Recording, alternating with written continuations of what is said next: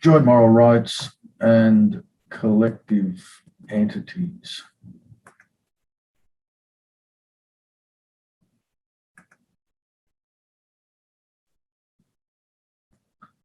The sources for this talk are on the screen before you, if you're interested.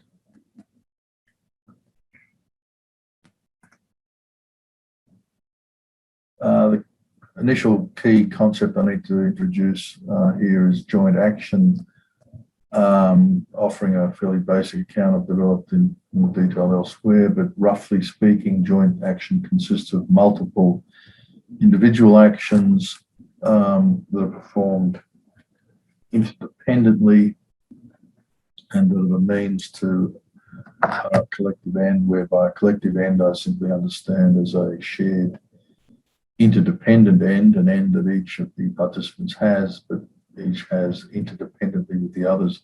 So, for example, a carpenter builds in relation to building a house. The collective end is to the existence of a house. Carpenter builds a frame, bricklayer lays bricks in order to realise the same end, the house, but they do so interdependently with one another. Okay, so joint actions and joint moral rights. Individual right is one possessed wholly by virtue of properties one has as an individual. So, for example, the right to life. A joint right is an individual right, but it's a right that attaches to each person jointly, in the sense that A has the right, B has the right, and C has the right, but they do so interdependently. So A wouldn't have it if B didn't have it, and C didn't have it, and so on. So let's consider if A, B, and C write a book. They're joint co-authors on a book. They've jointly produced a book, and they have joint rights to that book, and that includes joint rights in relation to the use of the book, such as joint right to a share in the revenue from the sale of the book. So here we have joint moral right to a product. The product is the realised collective end, the joint action, in this instance the book, and also joint moral right to various uses and benefits the book might produce. So, for example, sales, revenue. Okay, so joint actions and organisations. We need to distinguish here between a single organisation, a firm, a corporation, and the industry of which that particular single organisation is a component. So a market-based industry consists of multiple organisations or firms competing in a market, and the output that produces the totality of the industry output. And the single organisation can be thought of as operating at level 1, and the industry as a whole can be thought of as level 2. I want to suggest that organisational action is essentially joint action, or largely joint action. I've argued I've argued this elsewhere. Let's just assume that's the case, and the organisational role occupants engage in interdependent actions to collective ends, to realise collective ends. So the organisation consists of multiple managers, employees, etc., and their actions are directed to a collective end or ends. So let's consider example, Toyota is a firm at the level 1, it's a single firm, and Toyota, the number of Toyota cars that are produced, whatever the number is, the collective end of the joint action of Toyota shareholders, managers, and workers. Okay, so what about joint rights? The joint right, the shareholders, managers, and employees of a single firm who jointly produced a good have a joint moral right to that good. In this instance, to the cars produced by the firm, I suggest. And therefore, they have a joint moral right to the share of sales revenue from the sale of that product or products. That joint moral right to the share of sales revenue end up consisting of dividends and wages, and they ought to be based on the relative contribution to the product, although, of course, it takes place in the legal framework and adjust things in a whole range of different ways. But the underlying moral reality, as it were, ought to be a joint moral right to a share based on relative contribution.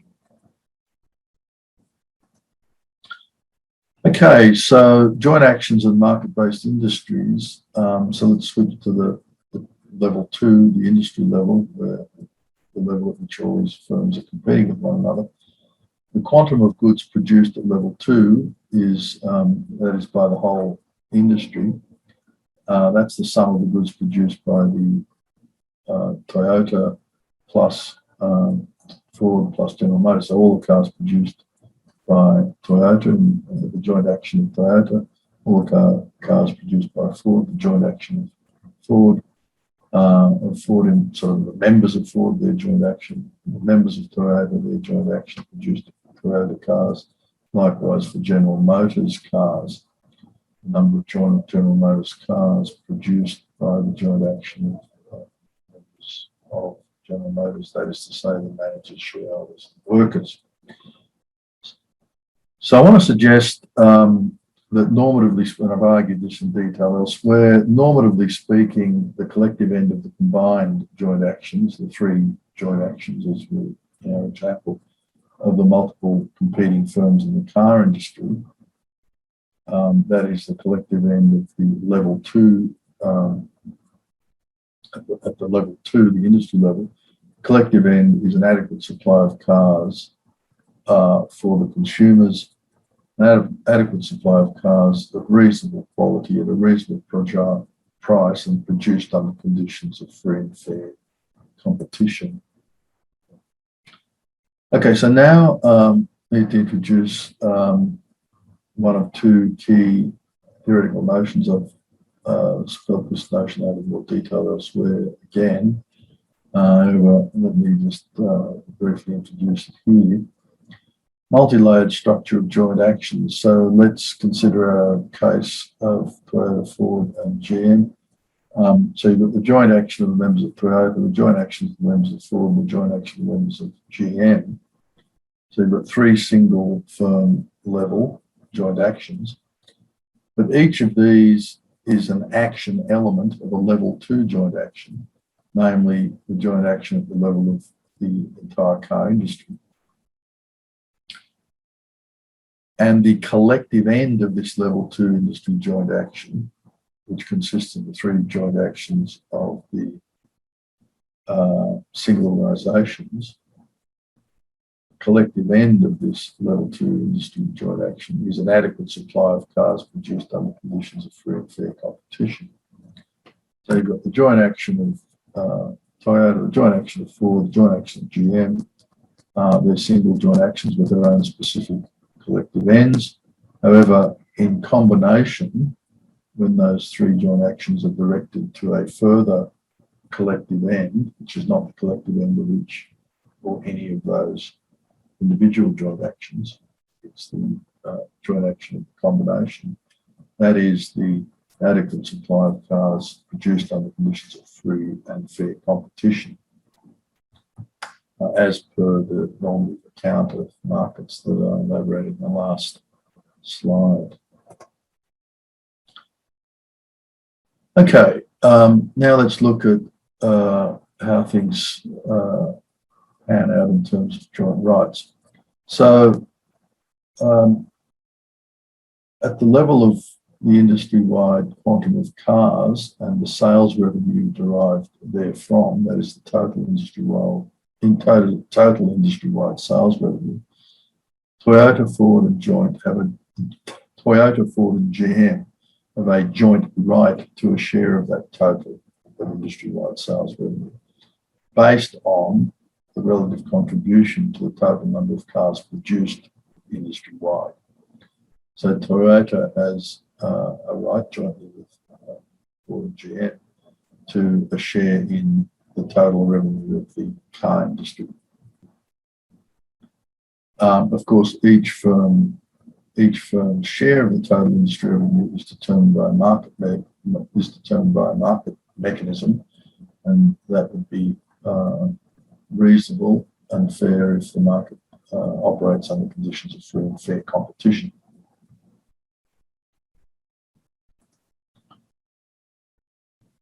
Okay, so now let's look at the second sort of somewhat complex theoretical notion I want to introduce, namely multi-layered structures of joint moral rights as opposed to multi-layered structures of joint actions. Multi-layered structures of joint moral rights. How is this to be understood? Okay, so Toyota, Ford, and General Motors have a joint right to a share of the total industry-wide sales revenue. We've just seen that. And I'm assuming that organisations and therefore firms per se, although they can have, obviously can have legal rights, do not have moral rights. Moral rights only attached to human beings, albeit jointly, in the case of joint rights, or like entities. And I take it collective entities such as organisations are not like entities. Okay, so in relation to the joint right that Toyota, Ford and General Motors have to a share of total industry-wide sales revenue, how are we to understand Toyota's right?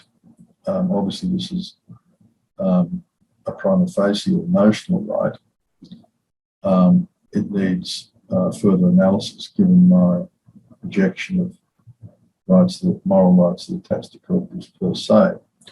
So Toyota's right is to a share of industry-wide sales revenue, and that right is held jointly with Ford's right and GM's similar right to their shares.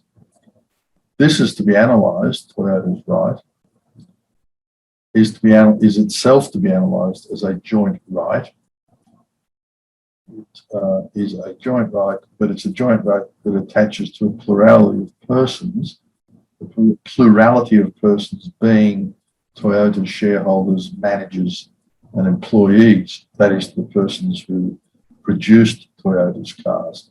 So whilst, as it were, on the face of things, Toyota per se has a right, it turns out that that's actually to be thought of, to be analysed as a joint right, and the holders of the joint right are Toyota's shareholders, managers, and employees. Likewise, Ford's right and GM's right.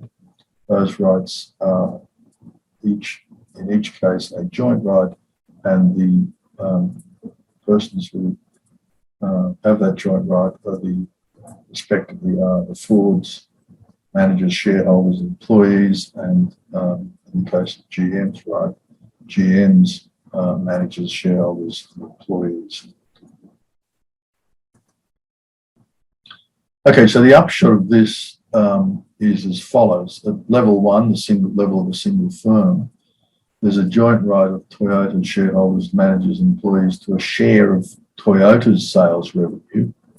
That is, to assume that the total Toyota sales revenue is TS, that Toyota's sales revenue is divided up amongst, let's say it's divided by 1,000, divided up amongst Toyota's shareholders, managers, and employees, since those individuals have a joint right to that quantum of dollars,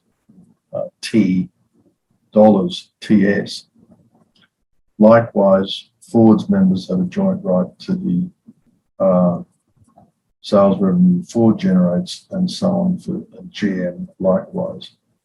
So that's the situation at the level of a single firm. The joint right of the members of Toyota to the sales revenue generated by Toyota. By contrast, at level two, at the industry level, Toyota's sales revenue, TS, T dollars, is itself a share of the total industry-wide sales revenue. Likewise, Ford, or F dollars, is itself a share of the industry total. That is, Ford's sales revenue is itself a share of the total industry-wide sales revenue. So members of the set comprised of Toyota shareholders, managers, and employees have a right held jointly with the right of members of Ford and the right of members of GM to a share of industry-wide sales revenue. That is, respectively, for the Toyota shareholder, managers, and employees have a right to $2.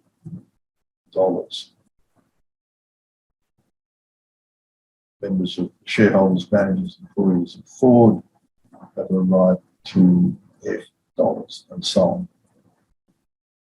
So each of these rights, emotional rights, prima facie rights, attaches to a plurality of persons, but each right is I'm suggesting, analysable as a joint right.